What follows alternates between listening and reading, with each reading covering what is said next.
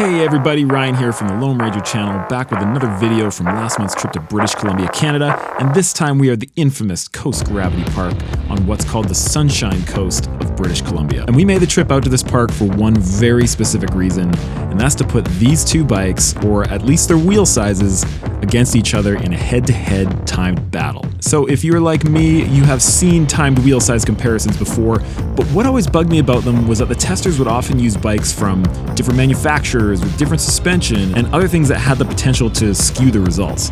So I've brought out my two recent builds. One is a 27.5 wheeled Ibis HD5 and the other is a 29-inch wheeled Ibis Ritmo 2. And I thought this would be a great comparison because other than wheel size, these two bikes are about as identical as you can possibly get. We're talking same manufacturers, same frame material, same frame size, same wheels, same tires, drivetrain and handlebars, stems, grips, sealant, heck, even the dropper posts are the same. So I'm gonna head up, do some practice laps, and then start doing timed runs down this mountain. And we'll see, for an average rider at myself, riding at like 80-85% of my max, let's see what the times will be between 27 5-inch wheels and 29-inch wheels. So this is the beauty about Coast Gravity Park. There was just a whole ton of people here because everybody gets dropped off at once. But everybody's gone now, so I'm just giving them a couple minutes to go. And then I got the park to myself to do this timed run. So because it's about, I don't know, probably 15 minutes before the next group's up here. So it's pretty rad. I'm gonna use this. I don't know if you guys can see or not, but I'm gonna use that as my little start gate. And then that, the entrance to Red Dragon as like the actual like timing start. And there's not a lot of tech on this mountain in this park. So I'm gonna try and include what I can. It's definitely some good pedaling parts, that's for friggin' sure. I'm not looking forward to that. I think we're ready to give the first run a go. And 3, 2, 1, go. So this is Red Dragon.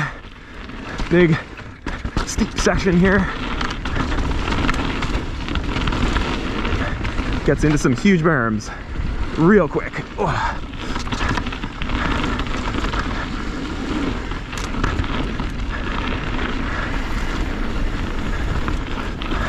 Little uphill section.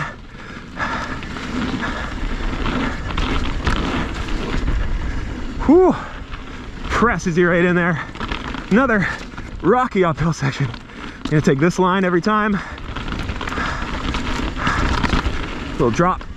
Whoa, maybe not that little. Whew. Another uphill section. Oh. Some slippy rocks. And straight into a trail called Hand Job. This one's all tech, and there's some really tricky parts to it. Oh, damn, like that one. Ooh. Okay, this is the part where I really gotta focus. Woo. Yeesh. Let off the brakes. So we got a little road pedal.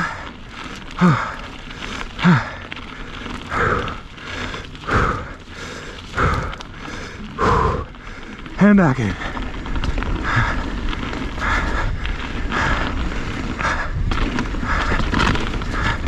That's just the fender.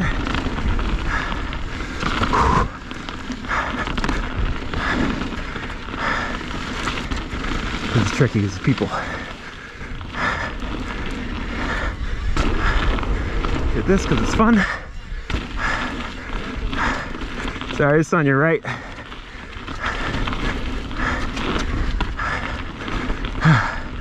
Oh, the legs kind of half. Oh, I got bounced hard there. Just say I'm sort of half hitting the jumps, sort of trying to straight lining everything, trying to keep everything low.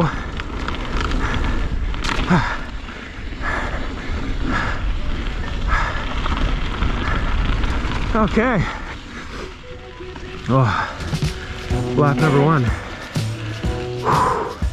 Okay, I think now would be a really good time to pause for one quick second and go over the reason why we're doing this video and why people are starting to ride 29ers over the last few years anyways. And the biggest potential benefit for a larger wheel size on a bike has to do with angle of attack. And we're gonna use these two toilet paper rolls for an example. All right, so there's our trail obstacle. here's our wheel right there. And so when we're talking about angle of attack, we are talking about how difficult is it, or how much of a task is it for that wheel to get over top of an obstacle. And so for a wheel this size, the angle of attack looks something like that. Now, if we were to take a bigger wheel, like this guy here, it's much easier for a wheel this size to get over that same obstacle. So you take this one here, and you're more likely to get hung up or bounced off line with a smaller wheel trying to get over that obstacle, versus this larger wheel, it can get up and over that obstacle much easier, much more smoothly, which should give the rider a smoother, faster ride overall, potentially giving the rider more confidence and allowing them to push a little bit harder. But there are benefits to the 27.5 and 26-inch wheel side as well. You can accelerate faster with a 27.5 wheel over a 29er wheel, and you can also maneuver the bike a little bit easier as well.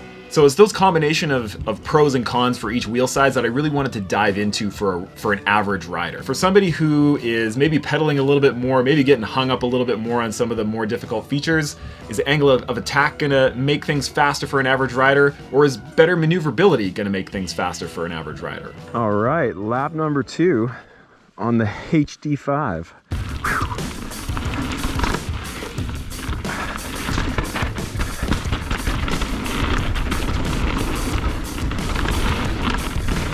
Rider, you guys good?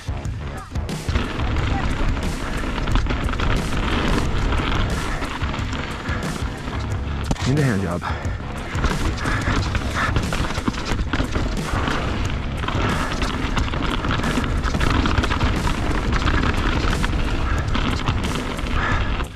That's awful.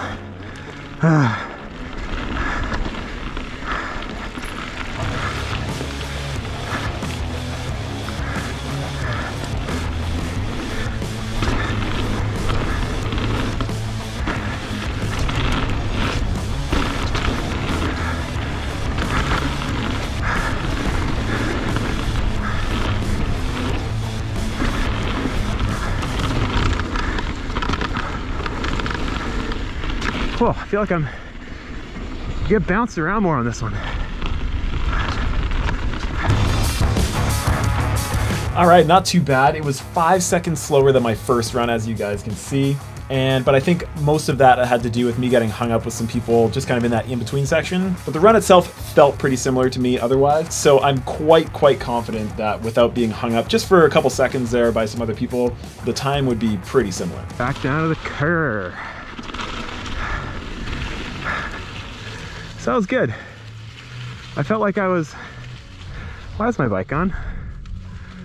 Oh, I just got down. And Beth is already up there with all the stuff. All right, time to switch over to the 29er. See how that feels. Okay, shuttle truck's just left. I've got the Ripmo 2 here, 29er.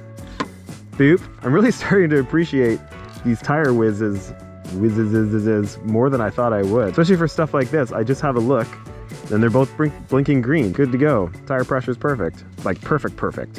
Like within half a PSI perfect. So yeah, into Red Dragon. I'm curious to see how I feel now with like, especially the bike turning in, and also will it get pinged around quite as much?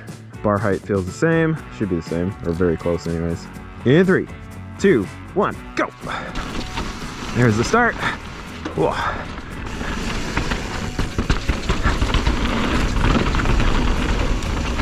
Oh. Woo.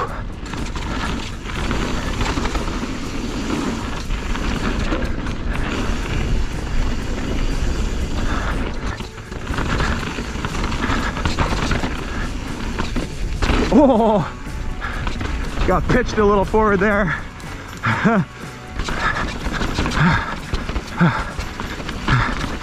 Okay, take her easy. Nice. Off the brakes.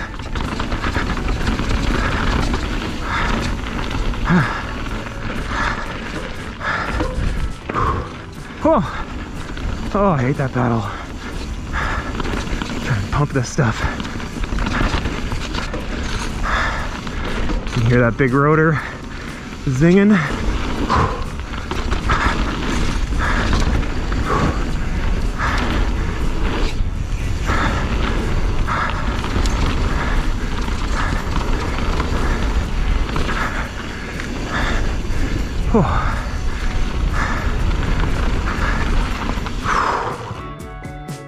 Dang, it looks like we have a 4-second difference between my fastest run on the 27.5 bike and this first run on the 29er bike. That's pretty significant considering this is a sub 3 minute, or about a 3 minute run.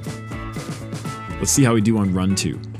Okay, lap number 2 on the Ritmo 29er. See how she goes.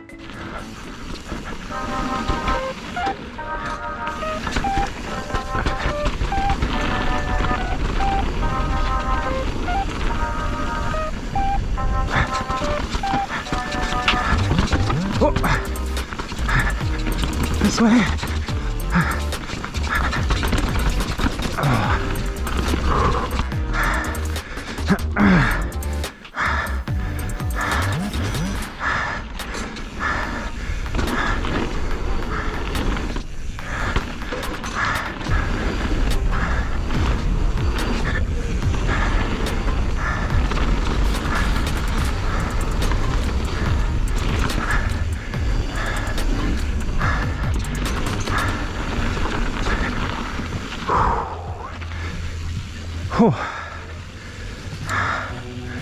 Well, would you look at that? The one that I'm pretty sure everyone was assuming was gonna win ended up winning.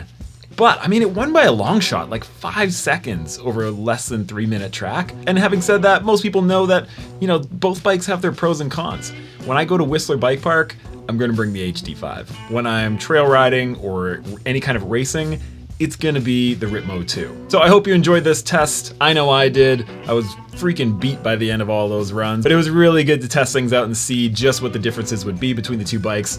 Let me know what you think down in the comments. And if you were to do this test, would you do anything differently? Well, I think that's about it for now. Thanks for watching, everybody. Hit the like button, hit the subscribe button, and we will see you next week. Cheers.